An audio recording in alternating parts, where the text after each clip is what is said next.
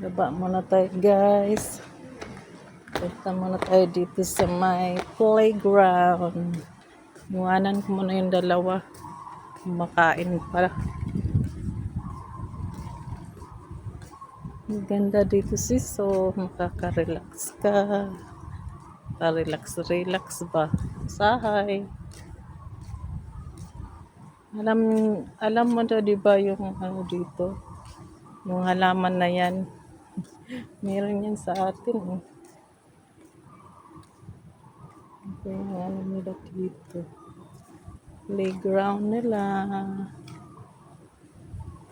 Wala masyadong tao ngayon. Wala masyadong naglalaro.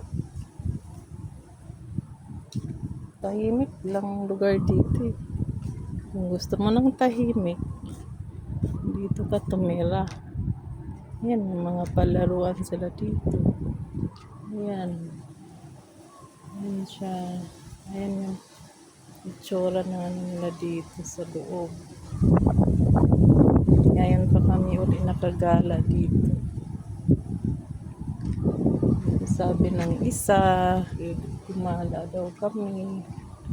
Kasi baka na boring na kami sa loob ng bahay. Kaya dito muna tayo, mag-swing muna tayo mga sisi. Para malingaw sa kita ba.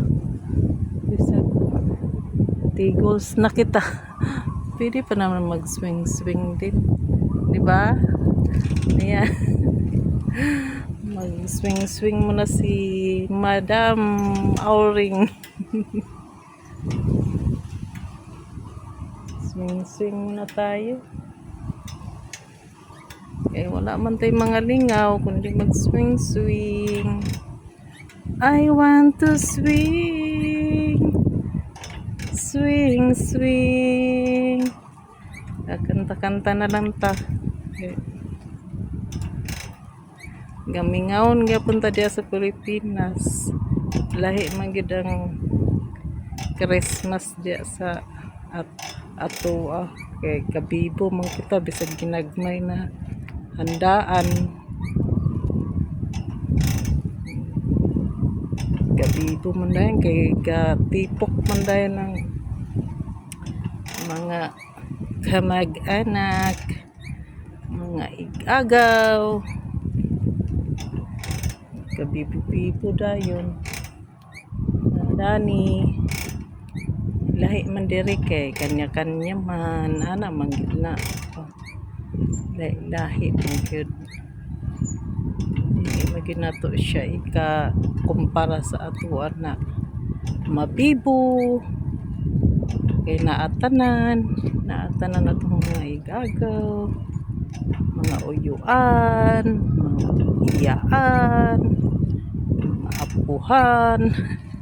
Nagkabibo dayon ba lahi cute. Yan mingaon gyapon to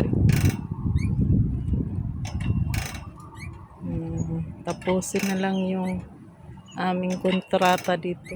Malapit naman din. Uuwi na kami sa Philippines. Nagbakasyon lang naman kami dito mga 1 year lang. Mga December na ngayon. Hanggang ano lang kami dito. Mga June?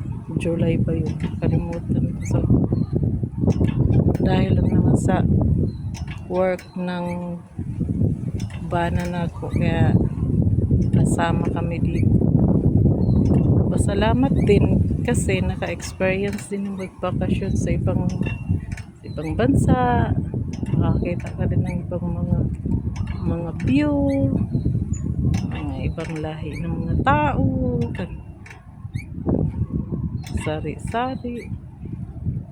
Ayun ang dalawa. Mahangin dito, super hangin. Ang ganda dito, wala kang lingaw.